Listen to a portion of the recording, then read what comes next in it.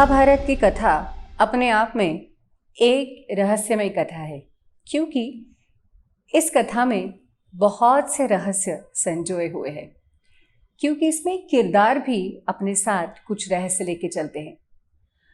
तो ऐसा कौन सा किरदार है, ऐसी कौन सी व्यक्ति है महाभारत में जिसने अपने जन्म के साथ अपने मृत्यु तक एक रहस्य स्वयं के साथ रखा, जो बहुत ही कम लोगों को मालूम था, और जब वो पता चला तो अपना दुख लोग संभाल नहीं पाए। वो वीर भी थे, शूर भी थे, लेकिन राजा होके भी राजा बन नहीं पाए, पुत्र होके भी माता को माँ नहीं कह पाए, बंधु होके भी अपने कनिष्ठ भ्राताओं को भ्राता नहीं कह पाए। लेकिन जिन्होंने बहुत कुछ गवा के भी एक उपाधि पाई थी, दानवीर, तो ये रहस्यमय किरदार है कर्ण का। तो आज के इस कड़ी में हम जानेंगे कि कर्ण के जन्म की कथा क्या है और कुंती और कर्ण का रहस्य क्या है।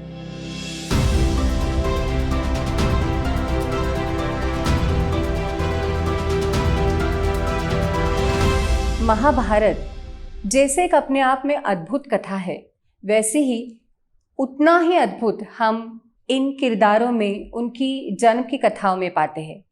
जैसे कि अब तक हमने देखा कि सत्यवती और पराशर और व्यास जी की जन्म कथा हो या फिर शकुंतला की कथा हो, और हम ये भी जानते हैं कि जैसे व्यास जी के कारण धृतराष्ट्र, पांडु और विदुर का जन्म हुआ, तो जो मुख्य किरदार है उनका पूर्ण जीवन एक यात्रा है महत्वपूर्ण कड़ियों की।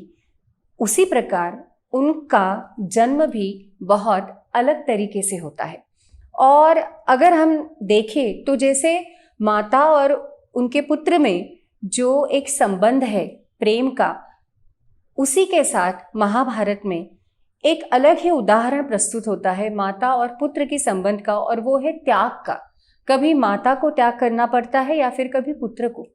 तो जब हमने शकुंतला का उपाख्यान देखा, हमने व्यास और सत्यवती का बहुत स्नेहपूर्ण संबंध देखा, तो अब इस बार हमें माँ बेटे का कुछ ऐसा नाता देखना है कि जिसमें कभी कभी लोग सहानुभूति का अनुभव करते हैं, कभी त्याग को सराहते हैं या फिर किसी को अपराधी मानते हैं। लेकिन किसी भी नतीजे से आने से पहले मैं समझती हूँ कि यह हमारा कर्तव्य है कि पहले हम केवल जो आज तक हमने पढ़ा है, जो कभी हमारी मातृभाषा में हो, कभी अंग्रेजी में हो, कभी हिंदी में हो, उससे हमें आगे जाकर अब जो मूल संस्कृत में लिखा हुआ है वो पढ़कर अगर देखा जाए तो हम सोच सकते हैं कि कौन सही था, कौन दोषी था, या दोष किसी का नहीं था। तो इसीलिए आज हम चर्चा करेंगे ऐसे ही अनोखे माता और पुत्र की, जो है माता कुंती और उनके शूरवीर पुत्र कर्ण। तो प्रारंभ करते हैं इस कथा को कुंती भोज की नगरी से। अब कुंती भोज नाम के राजा है और उनकी एक बहुत ही रूप संपन्न, गुण संपन्न कन्या है जिनका नाम है कुंती। अब कुंती भोज की कन्या है इसलिए उनका नाम कुंती तो है, लेकिन कुंती के विषय में भी और एक जानना जरूरी है, क्योंकि सब जानते हैं कि कुंती और कृष्ण का बहुत अनोखा स्नेहपूर्ण संबंध था, और कृष्ण और पांडव भ्राता थे। तो ये कैसे? तो कहा जाता है महाभारत में कि वसुदेव जो कृष्ण के पिता है, उनकी बहन माने कुंती थी, क्योंकि इन दोनों के जो पिता शूरसेन जिसे कहा जाता है, तो यादव नरेश जो शूरसेन नाम के जो राजा थे, उन्होंने अपने भाई को कहा था, क्योंकि वो अपत्यहीन थे, तो जो मेरा पहला अपत्य होगा मैं आपको सौंप दूंगा। तो उन्हें एक कन्या हुई और जिनका नाम था कुंती, क्योंकि उन्हें राजा शूरसेन ने अपने भाई को मतलब कुंती भोज को दे दिया। तो ये है तो शूरसेन की कन्या, वसुदेव की भगिनी, लेकिन पिता है उनके कुंती भोज। अब जैसे मैंने पहले भी कहा था कि महाभारत में आप ऐसे उदाहरण पाएंगे कि जिसमें जो मुख्य किरदार है वो किसी दूसरे का अंश है और किसी दूसरे के यहाँ वो पले बढ़े हैं, तो वो सारे गुण उनके साथ मिल जाते हैं। तो जब इनके जन्म में ही एक त्याग की भावना छुपी है, क्योंकि इनके पिता का हृदय इतना विशाल था, मतलब राजा वसुदेव का, कि जिन्होंने अपनी पहली संतान, क्योंकि हम जानते हैं कि बहुत से लोगों को, माता पिता को अपनी पहली संतान के साथ कितना अधिक लगाव होता है। वो एक क्षण के लिए अगर दृष्टि से ओझल हो जाए तो वो सहन नहीं कर पाते। यहाँ पे पहले से वचनबद्ध होके राजा शूरसेन ने अपनी पहली संतान, जो भी हो, बेटा हो या बेटी हो, जो उन्होंने वचन दिया था वो उन्होंने निभाया। और कदाचित मुझे लगता है कि यही जो त्याग की भावना है और दूसरे के बारे में सोचना, अपने राज्य के बारे में सोचना, ये सारे गुण कुंती ने अपने जन्मदाता पिता से ही कदाचित पाए हो।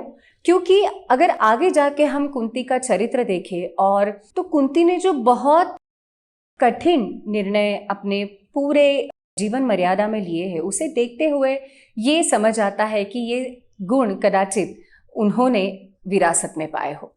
तो कुंती भोज के नगरी में ये कन्या पली बढ़ी और जैसे उन्होंने अपने जन्मदाता पिता से कुछ संस्कार पाए थे, वैसे ही राजा कुंती भोज भी बहुत कुलीन राजा थे। तो उन्होंने भी अपने इस कन्या को बहुत लाड प्यार से संभाला और उसी समय उन्हें बहुत अच्छे संस्कार भी दिए। एक दिन राजा कुंती भोज के यहाँ एक ऋषिवर आए और माना जाता था कि अगर ऋषिवर अगर कोई आपके यहाँ पधारते हैं तो उनकी सेवा करना राजा का और राजा के पूरे परिवार का कर्तव्य होता है।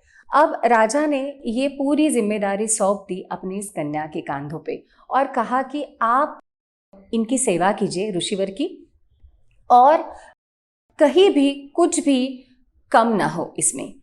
और माना जाता है कि कुछ कुछ जगह पे महाभारत में आप देखें तो इन ऋषिवर का नाम नहीं लिखा होता, लेकिन कुछ आवृत्तियां इन्हें दुर्वास मानती है।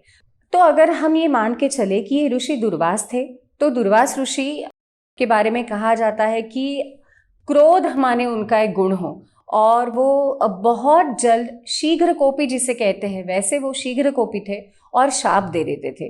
तो अगर ये ऋषि दुर्वास है भी तो भी कठिनाई है, और अगर दुर्वास नहीं है तो भी ये कठिनाई है, क्योंकि हम जिस काल की बात कर रहे हैं उस काल में ऋषियों को बहुत सम्मानपूर्ण स्थिति थी और राजा का ये कर्तव्य माना गया है, और राजा का और उनके परिवार का अब यहाँ पे कर्तव्य है कुंती का, क्योंकि उनके पिता ने उन्हें आदेश दिया है। तो कुंती ने ये आदेश पूरे मन के साथ, लगन के साथ निभाया और बहुत अच्छे से सेवा की, इतनी कि बस वो जान जाती थी कि ऋषिवर को क्या चाहिए क्या नहीं चाहिए, अगर वो मुंह से कहते थे तब भी और जब वो ना कहे तब भी, और इतने तुरंत वो सेवा में उपस्थित हो जाती थी कि जैसे उन्हें सब कुछ पहले से ज्ञात हो कि ऋषि को क्या चाहिए। तो इस सारी सेवा से और सेवा भाव से, कुंती की लगन की वजह से, उनके लगन के कारण ऋषिवर बहुत प्रसन्न हुए। और एक संदर्भ ऐसे भी आता है और ये एक आशय निष्पत्ति का मायना भी है कि कैसे सोचा जाए महाभारत के बारे में, उनके निर्णयों के बारे में, जो घटनाएं घट रही है उनके बारे में। अगर हम कुंती का आगे का चरित्र देखें तो उनके जीवन में संतान को लेके एक समस्या आएगी, ये कदाचित उन ऋषिवर को पता होगा और इसीलिए उन्होंने कुछ ऐसे ही वर, ऐसे ही सिद्धि इस कुंती को दे दी। और एक संदर्भ भी आता है कि ऋषिवर को ये ज्ञात था, उन्होंने अंतर्ज्ञान से जान लिया था कि संतान के बारे में इस कन्या को विवाह के बाद समस्या होगी, तो इसीलिए उस समस्या का निराकरण करने के लिए प्रसन्न होके ऋषि ने उन्हें वर दे दिया कि मैं आपको ऐसे एक सिद्धि प्रदान करता हूँ और मंत्र और उसका विनियोग देता हूँ कि जिस मंत्र को प्रयुक्त करके आप जिस भी देवता को आवाहन करें उस देवता का अंश आप पुत्र रूप में पाएंगे। अब कुंती की आयु के बारे में अगर सोचे तो वो समझदार है, लेकिन इतनी भी बड़ी नहीं कि वो बहुत सारा कुछ रहस्य हो या महत्व हो किसी घटना का, वो पूरी तरह समझ सके, इतनी भी उनकी आयु नहीं है। वो है तो कन्या, अभी विवाह भी नहीं हुआ है। तो जब वो ऐसे कुछ वरदान प्राप्त करती है, ये एक सहज भावना है उस आयु में कि जब ऐसे कुछ दिव्य घटना घटती है उनके साथ, तो कुंती बहुत प्रसन्न तो है ही, लेकिन उनमें एक कुतूहल जाग उठता है कि सत्य में अगर मैंने इस मंत्र का प्रयोग किया तो क्या ऋषि का वरदान फल देगा। बस वो इसी सोच विचार में है। तो एक दिन कुंती अपने कक्ष में है और अपने कक्ष में से आकाश देख रही है और वो देखती है कि कुछ विलक्षण तेज आकाश में फैला है। पूरा गगन एक दीप्ति से भरा हुआ है और ये तेज है सूर्य भगवान का। तो वो सूर्य बिंब की तरफ आकर्षित हो उठती है और बस उसी को देखी जा रही है। तो सूर्य को देखते हुए अपने ही विचारों में खोई हुई कुंती बस ये सोचने लगती है कि इस सूर्य भगवान जैसे कोई तेजस्वी पुत्र मेरे भी यहाँ हो तो, यानी मुझे अगर एक ऐसा ही अनुपम पुत्र प्राप्त हो जो सूर्य जैसा हो। बस इन्हीं विचारों में डूबी हुई जो कुंती है, उन्होंने कुछ ऐसा मांग लिया और आवाहन कर लिया सूर्य देव को, क्योंकि उनके पास सिद्धि थी। अगर आपको स्मरण होगा तो मैंने इस श्रृंखला की शुरुआत की कड़ियों में कहा था कि जब अंशावतरण हुआ तो सिद्धि, ये जो देवी का रूप है, उसी का अंश है कुंती। अब समझ में आता है कि कुंती को ऐसे सिद्धियां क्यों प्राप्त हुई, क्योंकि वो स्वयं मूर्तिमंत सिद्धि है। तो उन्होंने उस अपने सिद्धि का प्रयोग किया और पहला आवाहन किया भगवान सूर्य को। अब वो बस देख रही है आकाश को और एकदम से उनके सामने स्वयं सूर्य भगवान एक पुरुषाकृति में खड़े हो जाते हैं और बड़े ही स्नेह से कुंती को कहते हैं कि देवी कुंती, आपने मेरा आवाहन किया और ऋषिवर ने आपको जो वरदान दिया है उससे मैं बद्ध हूँ, इसलिए आपके आवाहन पे मैं आपके समक्ष हूँ और अब आप मेरा अंश अपने पुत्र रूप में प्राप्त करने के लिए तैयार हो जाइए। अब कुंती किसी और ही कश्मकश में है, क्योंकि उन्होंने आवाहन तो कर दिया।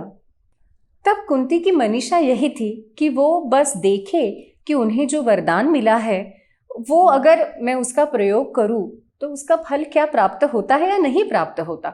लेकिन अब जब सूर्य भगवान समक्ष साक्षात खड़े हैं और कह रहे हैं कि मेरा अंश आप ले लो और आपको एक पुत्र की प्राप्ति होगी, अब कुंती भयभीत हो उठती है क्योंकि उनका विवाह नहीं हुआ है। अब कुंती को ये प्रतीत हो जाता है कि उन्होंने अपने अल्हड़पन में जो आवाहन कर दिया उसके कारण एक नई समस्या उनके सामने है।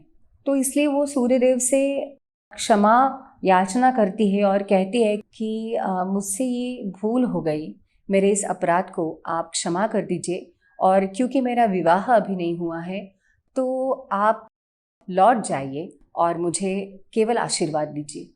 अब सूर्य भगवान थोड़ा और समझाते हैं, लेकिन कुंती नहीं मानती क्योंकि उन्हें डर लग रहा है कि अब क्या होगा।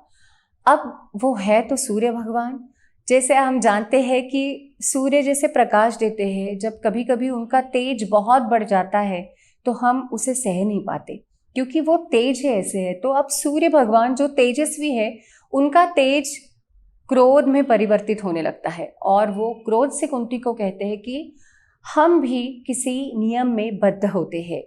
हम देवता है लेकिन हम बद्ध है ऋषि के वरदान में। अगर कोई ऋषि आपको ऐसे वरदान दे तो हमें ये करना ही पड़ेगा, हमें भी ये कर्तव्य निभाना ही पड़ेगा। तो अब मैं अगर आया हूँ तो मैं ऋषि के वरदान को पूर्ण किए बिना यहाँ से लौटूंगा नहीं, और अगर आपने मना कर दिया तो मैं आपको तो शाप दूंगा, लेकिन मेरा कोप आपके पूरे राज्य को सहना पड़ेगा और सबके प्राण संकट में आ जाएंगे। अब यहाँ पे मुझे इस कथा में आगे बढ़ने से पहले कुछ कहना है। हमेशा ये चर्चा मैंने सुनी है कि लोग बात करते हैं कि कुंती ने ऐसे क्यों किया, उन्होंने उनकी नादानी थी।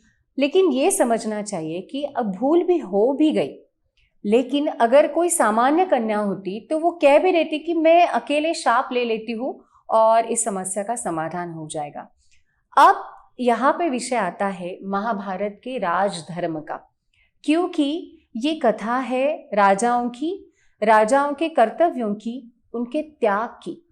अब राज परिवार से होने के कारण कुंती भी कर्तव्यबद्ध है अपनी प्रजा की ओर, और प्रजा के बारे में सोचना, उनके हित का सोचना, ये कुंती का कर्तव्य है। और वो अगर ना भी निभाती तो भी ठीक था, लेकिन जो कुंती जैसे उनका चरित्र है, वो जो संस्कार लेके आई है, उन्हें देखते हुए जो कुंती ने किया वो शायद ही कोई कर पाता। तो कुंती ने सोचा कि पूरी प्रजा अगर किसी समस्या में पड़ जाए मेरे कारण, इससे अच्छा है कि जो अभी हो रहा है मैं उसे स्वीकार करूं और उसके परिणाम भी भुगतूं। अब ये ऐसे कुछ करने के लिए भी बहुत धैर्य की आवश्यकता होती है, जो कुंती ने दिखाया। और आगे जाके कुंती ने सूर्यदेव से कहा कि आप जो कह रहे हैं मैं मान लेती हूँ और मैं आपके अंश को स्वीकार करने के लिए तैयार हूँ। बस दो बातें कुंती ने वहाँ कही, और कुंती ने उनसे कहा कि मैं अभी कुमारी हूँ, मेरा विवाह नहीं हुआ, तो लोकापवाद न हो जाए। तो सूर्यदेव ने उनसे कहा कि मैं सर्वसाक्षी हूँ कुंती, मेरे लिए स्त्री हो या पुरुष सब एक समान है, इसलिए जो मेरा अंश होगा वो योग बल से अब आपके भीतर आएगा। तो इसी वजह से आपका कौमार्य भी वैसे ही रहेगा जैसे अभी है, और कौमार्य का भंग नहीं होगा। अब ऐसे ही कुछ हमने सत्यवती की कहानी में भी सुना था। तो ये कुछ परिमाण है जो महाभारत के अद्भुत को हमें दिखाते हैं।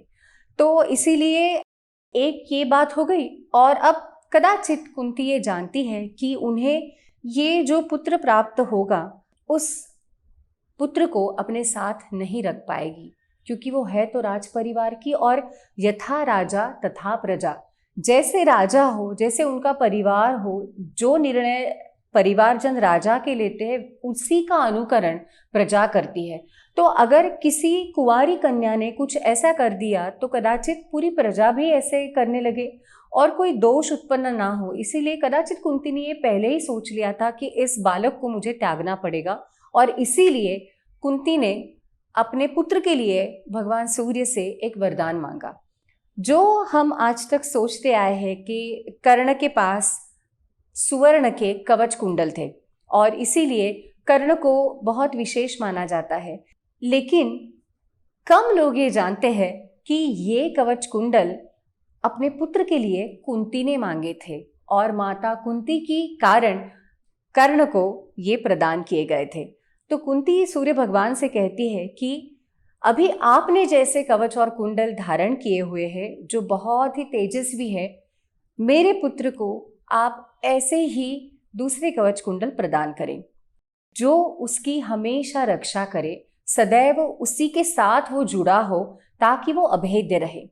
अब सूर्यदेव और प्रसन्न होते हैं और कहते हैं कि जैसे आपने अभी कहा, मेरे जैसा ही पराक्रमी तेजस्वी तो आपका पुत्र होगा ही, और जब आपने कहा है कि मेरे जैसे कवच और कुंडल उसे मिले, तो मेरे जैसे क्यों, मैं मेरे ही कवच और कुंडल अपने पुत्र को प्रदान करता हूँ। और सूर्य भगवान ये भी कहते हैं कि क्या कुंती आप ये जानती है कि ये कवच और कुंडल किस वस्तु के बने हुए हैं? तो वो कहते हैं कि ये अमृत से बने हुए हैं। तो इसी के कारण जो अमृत के बने हुए कवच और कुंडल को धारण करेगा वो मृत्यु को प्राप्त नहीं होगा, मतलब उसे अमरता का वरदान मिल जाएगा। और आगे जाके भगवान ये भी कहते हैं, सूर्यदेव कहते हैं कि क्या आप जानती हो कुंती, मुझे भी ये मेरी माता से मिले हैं, क्योंकि देवताओं की माता माना जाता है देवी अदिति को। तो वो कहते हैं कि अदिति माता ने मुझे ये कवच और कुंडल दिए जो मैं अब आपके पुत्र को यानी मेरे पुत्र को प्रदान करूंगा। बस इतना कहने के बाद दैवी चमत्कार के कारण योग बल से सूर्यदेव अपने अंश को प्रस्थापित करते हैं कुंती में, और कुछ मास पश्चात कुंती एक सुंदर बालक को जन्म देती है। अब यहाँ पे देखने की बात है कि महाभारत कुंती की ममता का क्या वर्णन करता है। जब पहली बार कुंती अपने हाथों में अपने स्वयं की पहली संतान को, छोटी सी नन्ही सी संतान को उठाती है, तो वो बस देखती रहती है। कदाचित राज परिवार में, प्रजा में से बहुत से बालक उन्होंने पहले देखे हो, लेकिन ये उनकी अपनी संतान है और गौरवर्ण की तेजस्वी संतान। ये बालक ऐसा है जिसने कवच और कुंडल धारण किए हैं और सुवर्ण जैसे तेज है उसमें। तो वो बस देखती रहती है और बहुत दुखी हो जाती है कि ऐसे संतान को अब मुझे त्यागना पड़ेगा। तो कुंती चली जाती है चर्मणवती नाम के नदी के किनारे। तो चर्मणवती नदी माने आज की चंबल। तो उस नदी के तट पे वो एक पिटारे में अपने इस बालक को रखती है और सारे देवताओं को आवाहन करती है। इंद्र को, रुद्र को, लोकपाल जिन्हें कहा जाता है, दिक्पाल जो 10 दिशाओं का रक्षण करते हैं, और प्रार्थना करती है कि आप सब मिलके मेरे इस पुत्र का रक्षण कीजिए। और बहुत आशीर्वाद देके अपने पुत्र को उस नदी में, उस पिटारे में रख के छोड़ देती है।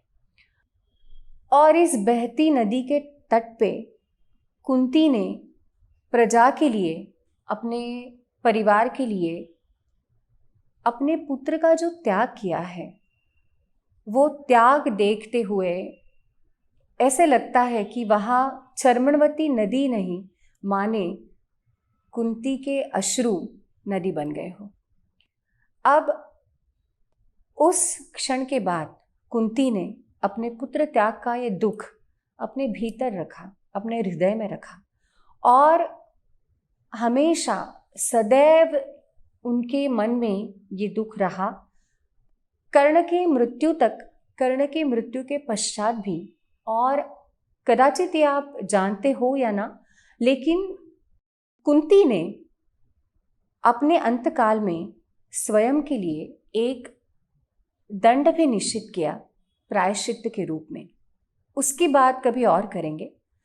तो वापस चलते हैं इस चर्मणवती के नदी के किनारे पे, जहाँ पे एक बहता जा रहा है बालक जो सूर्य जैसे तेजस्वी है। अब उनके पास जब कवच है तो कुंती ये भी जानती है कि कोई जलचर उन्हें कभी कुछ हानि नहीं पहुंचाएगा। और उनके जो कुंडल है वो उनके कान में इस तरीके से है कि वो अलग नहीं कर सकते। मतलब वो जो कवच और कुंडल दोनों हैं वो उस बालक के शरीर का एक हिस्सा है, वो अटूट है। इसीलिए अब कर्ण को कुछ नाम प्राप्त होगा। जब आप सब जानते हैं कि उनका नाम कर्ण है तो मैं ऐसा क्यों कह रही हूँ, लेकिन अभी मैं इस बालक को कौन्तेय कहूंगी क्योंकि ये कुंती का पुत्र है। क्योंकि इस घटना के बाद कभी किसी ने 1-2 अपवाद छोड़कर इस बालक को कुंती पुत्र या कौन्तेय नहीं कहा, और कुंती भी अपने इस पुत्र को अपना ना पाई। इसलिए कुंती के मातृत्व का सम्मान रखते हुए मैं इन कुछ क्षणों के लिए इस बालक को कौन्तेय ही कहूंगी, क्योंकि हम जो नाम जानते हैं वो उनके कर्म से संबंध रखते हैं, ना कि उनसे जन्म से। तो अब ये बालक बहते बहते चर्मणवती नदी से आ गया यमुना नदी के बहाव में, और यमुना से होते हुए बहते बहते आ गया गंगा में, और बाद में गंगा तीर पे, जहाँ पे अधिरथ ने और उनकी पत्नी ने इस बालक को देख लिया, और केवल देखा ही नहीं, अपना लिया अपने पुत्र के रूप में। और उन्होंने जब देखा कि उन्होंने सुवर्ण का, या सुवर्ण जैसे जो चमक रहा है ऐसा कुछ कवच पहना है और उनके पास कुंडल है, तो वसु शब्द का अर्थ होता है सुवर्ण या फिर धन संपदा। इसीलिए जो वसु को धारण करते हैं वो कहलाते हैं वसुषेण। इसीलिए इस बालक का नाम उन्होंने रख दिया वसुषेण। जब इस वसुषेण ने ये कवच और कुंडल उतार दिया, काट के, कर्तन करके, तब इनका नाम हुआ वैकर्तन कर्ण, और वही प्रख्यात हो गया। और हम सब इस किरदार को, कुंती के इस पहले पुत्र को, इसी नाम से जानते हैं। अब जो माता सत्यवती ने किया था कि उन्होंने अपने पुत्र व्यास को जब जन्म दिया तब उनका भी विवाह नहीं हुआ था। तो ऋषिवर व्यास सदैव अपने कुटुंब का विचार करते रहे। उनका प्रपंच नहीं था, लेकिन उन्होंने अपनी जिम्मेदारी निभाई। तो जब सत्यवती ने कहा, व्यास जी उनके पुत्र के रूप में हस्तिनापुर में आते रहे और कर्तव्य निभाते रहे, तो कुंती ने क्यों नहीं कहा? उन्होंने जब बहुत साल पश्चात अपने पुत्र को पहली बार हस्तिनापुर में देखा, तब उन्होंने पहचान भी लिया, लेकिन फिर भी वो कुछ क्यों ना कर पाए। ये और कुछ ऐसे बहुत सारे प्रश्न लेकर महाभारत कथा आगे जाती है, और इन प्रश्नों को मैं अभी बहरहाल यहीं पे अनुत्तरित रखती हूँ, क्योंकि बहुत से प्रश्नों के उत्तर हमें देखने हैं। लेकिन जैसे महाभारत कहता है कि सही समय से पहले और उसके बाद कुछ नहीं होता, हर एक चीज़ का, हर एक घटना का एक समय होता है। तो जब महाभारत स्वयं ग्रंथ के रूप में ये प्रश्न ऐसे ही अनुत्तरित रखता है और बाद में इसका उत्तर कदाचित दे भी दे, तो इसी तरह मैं भी आज यहीं पे ये कहना चाहूँगी कि आज की कड़ी के लिए हम यही रुकते हैं, क्योंकि आज की कड़ी समर्पित है कुंती के त्याग को, उनकी मातृत्व को और उनके राजधर्म के प्रति निष्ठा को। तो ये थी कहानी कर्ण के विलक्षण अनोखे जन्म की और उतनी ही विलक्षण उनकी माता कुंती की। तो आज की कड़ी के अंत में बस इतना ही कहूँगी। ऋषिवर से पाया था वर, ऋषिवर से पाया था वर, सूर्य देव आए सत्वर। दुविधा में खड़ी कुंती, सूर्य पुत्र अद्भुत पाकर। त्याग मूर्ति कुंती को जहाँ दैवगति अपनानी है, त्याग मूर्ति कुंती को जहाँ दैवगति अपनानी है। ये भारत की कहानी है, महाभारत की कहानी है।